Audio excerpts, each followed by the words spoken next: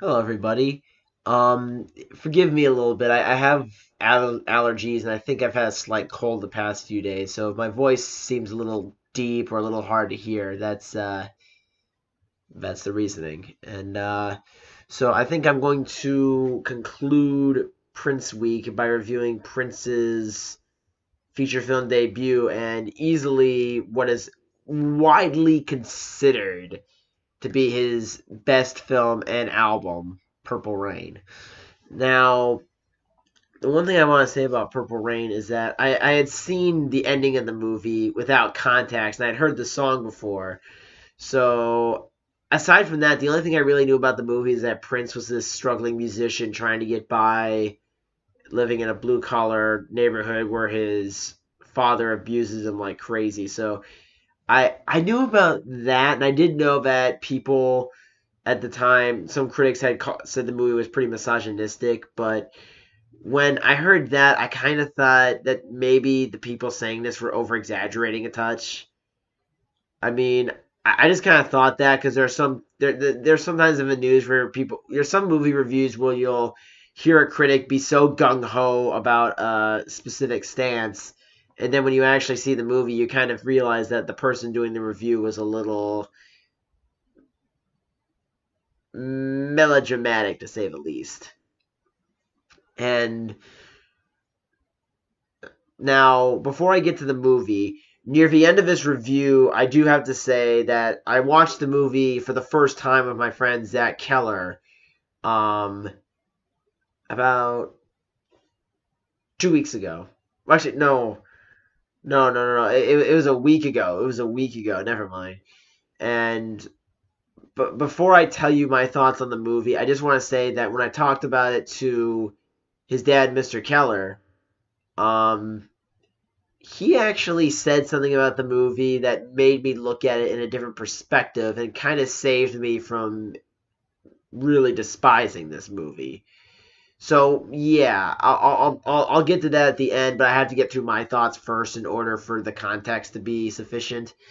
And honestly, the best thing I can say to start my official review of Purple Rain, which is it's definitely the worst good movie I have seen in my life. And now, what sense does that make? If a movie is good, shouldn't it automatically be good? Well, for one thing, not necessarily. A movie could be overrated. It could be a film that people are saying is great, but you find yourself to be subpar. Personally, for me, the reason why I think the film, I'm going to get into all my bad stuff because there's a lot more bad to get through than good, in my opinion, unfortunately, is that the movie for the people that are claiming that this film was misogynistic, they're right. I mean, we have Prince's father who is abusive towards his wife, and there's several moments where Prince tries to break up the fighting and he ends up getting knocked out cold by his dad in the process. Um, there's women that are being treated as sex objects to form this pop trio for this local club. Prince steals a girl's ankle bracelet, and it happens to be the girl that he's romantically interested in. He tricks her into jumping into a lake to quote unquote purify her so she can join his band. She strips down completely naked. This movie is R rated, by the way. So she strips her completely naked, jumps into the lake, and Prince is like, honey, I got news for you. This isn't the lake I was talking about. He hops on his motorcycle and just drives off. I mean, and the funny thing is that they're playing it off like that's supposed to be a funny, playful scene, but it's like you tricked a girl into jumping into a lake. Now, granted, Prince didn't say you had to strip, but that doesn't really make it better. And honestly, and there's scenes where women are getting slapped, thrown into dumpsters, ignored and treated as if they're insignificant and not to be taken seriously repeatedly. There's a lot of instances of maltreatment of women in this movie. Now, is it the most sexist thing I've ever seen? Um, Compared to the other movies, I'm sure there are movies out there that are a lot worse. I'm sure there are other movies out there that are even more heavy-handed with the abuse towards women. But this was probably the most messed up I've seen in a very long time. This is probably the most messed up I've seen women being treated or portrayed since Temple of Doom, which also came out in 1984, by the way. Um, and another huge problem I had with the movie is that none of the characters are likable or sympathetic in any way. I mean, Prince is compared to the other characters, but he's still kind of a jerk half the time. And it's like every few minutes there'd be a situation where I would feel sorry for Prince's situation, but then about 10 minutes later he would do something where I don't feel any sympathy for him. You know? I mean, he does have a girlfriend, and the girlfriend visits him at his house, which is kind of a cute scene. The girlfriend also gives Prince a new guitar that Prince had always been wanting. But then the minute Prince finds out that she's joining another band that could potentially take his spot at this local club away, his reaction is, and it's just like, yeah, and that's kind of the subtext of the movie. While Prince is trying to prove that he's a legitimate musician, you do kind of see him slowly start turning into the same abusive monster that his dad is.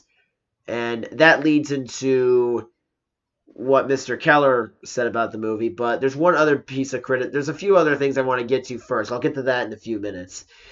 But yeah, it's like, I mean, I'm not. I mean, for a movie that's trying to be gritty and realistic, I'm not expecting Prince to be, a saint, but I am expecting him to at least be realistically sympathetic and nice, you know? And um another problem I have with the movie is that Prince okay, Prince is supposed to play this character known as the Kid, but he's basically playing himself. He's got the stylized purple motorcycle. He's got the really goofy, spiffy meatloaf kind of outfits going on there for the most part. Well, at least the outfits that he's where his shirt is on, at least. Um, but yeah, I really don't buy for a second that this kid who's struggling to get by would be able to afford the motorcycle for one thing, and these really stylish clothes that he's wearing. That just comes off as really unrealistic to me. And I know you could argue that he's paying for that from the money he makes from I think the club's called Fifth Avenue, some club in Minneapolis. I mean, okay, I can see that where he's at least getting money, but those are still some pretty expensive get-ups that he's wearing. And even if you want to go to the argument that, oh, he made the clothes himself, I don't buy for a minute that a club rock and roll band would give their lead singer enough money to pay for that stuff. I just couldn't buy for a second that this was a kid who was trying to get out of his humble background. I just couldn't buy that for a second. So the movie, the characters were unlikable. The one that's supposed to be likable comes off as a jerk half the time. The character's wardrobe is completely unrealistic considering his financial background in the movie. But I do have some praise for this movie. One thing, this is much like the Eddie and the Cruisers 2.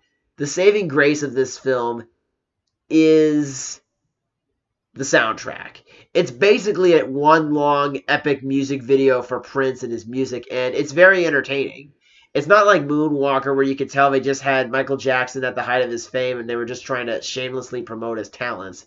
And Prince, I mean Michael Jackson, I didn't say this, but this is actually something my friend Zach pointed out, that Michael Jackson was a good singer and a good dancer, but Prince, he can sing, he can write music, he can play guitar, he can dance, he can play piano. He's very versatile with performing. So the music was good, and for someone who's mainly a musician up to this point, Prince was already a big celebrity at that point, but this kind of cemented his status. Prince's acting, most of it, for the most part of the movie, he's supposed to be this kind of mellow, smooth fellow. And it's like, I buy it enough until he does something douchey that makes me not want to sympathize with him.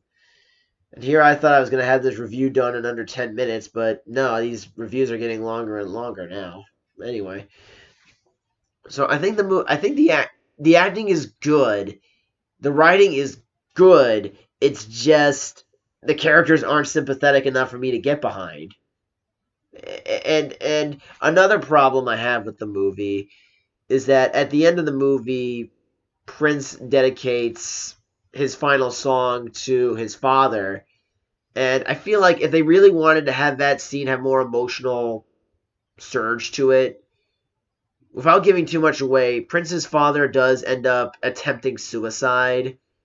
And they never say he's dead. You do see that the father is, well, okay, spoilers. You do see that the father is in the intensive care unit. And honestly, I think if you wanted that song to have a bigger dramatic payoff where Prince is trying to redeem himself in front of his girlfriend and try to get his career back on track, the dad should have died right before the performance. I think that would have been a bigger dramatic payoff. And oh, my dad's in critical condition. And I mean, it wouldn't, honestly, it really wouldn't have made the film that much darker than it already was. So I felt that they kind of wimped out on that one. So that I'm kind of mad about that they didn't, that if they were going to go as far as they did in some scenes, that they couldn't go far enough in something to do in a freaking G-rated movie half the time.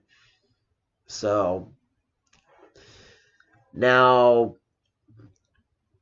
for the thing that Mr. Keller said that I really buy and I really respect and pretty much saves me from thinking this, from super hating this movie. I know that I spent about 12 minutes complaining about all the various problems and how the movie doesn't work and this or that. And it's a good thing my YouTube channel isn't that popular right now because there'd be so many Prince fans asking for me to get lynched in my front yard after watching this. But anyway, on to what Mr. Keller was saying. He said that the whole movie, which you can kind of tell, is a redemption story that Prince is afraid of his father. He doesn't want to turn into his father, and he comes dangerously close to being, like I said before, the same abusive monster that his father is, but he manages to redeem himself at the last second so he doesn't go down that path.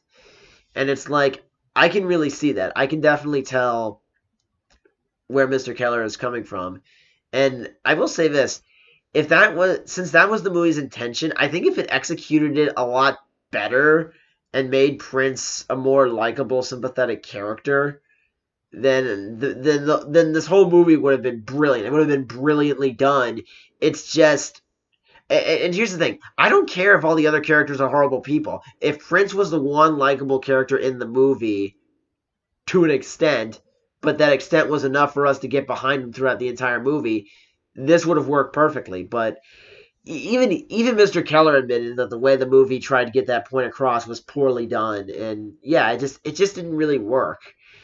And I also feel like that, well, I feel like the movie, I think what it was trying to do was well intentioned, but it wasn't able to follow through. And well, I think I remember me and Zach were just watching the movie. I think we were just looking at each other like, "What the hell is this?" But aside from that, I do think that the movie is well crafted. It's just the script doesn't really give us any characters we can sympathize with. And my last criticism about the movie is that with Purple Rain. Now, it's nothing against the song. The song is perfect. But I feel like the movie went on too long after Purple Rain was performed. It would have been a perfect ending for the movie if they just had him perform Purple Rain, do a heroic pose, victorious pose on stage, and then cut to the end credits. But after that, it just cuts to him running off, realizing people love his music, going back on and doing two more songs, which I feel like you had a perfect ending set up right there, and then you ruin it by doing two more musical numbers. Musical numbers were good, but a good musical number can just isn't enough to make me forgive you for an obvious climactic song. It should have ended right there with Purple Rain, but hopefully my next review on my YouTube channel is going to be The Avengers, and I don't I'll watch that movie again this weekend, but I don't think I'm gonna have as many harsh thoughts about Avengers as I did for this movie. And even then, I didn't go cartoony, stupid like a certain Doug Walker we know. Anyway, thank you all for watching, and I'll see you this Wednesday with my cover of Faithfully. Later.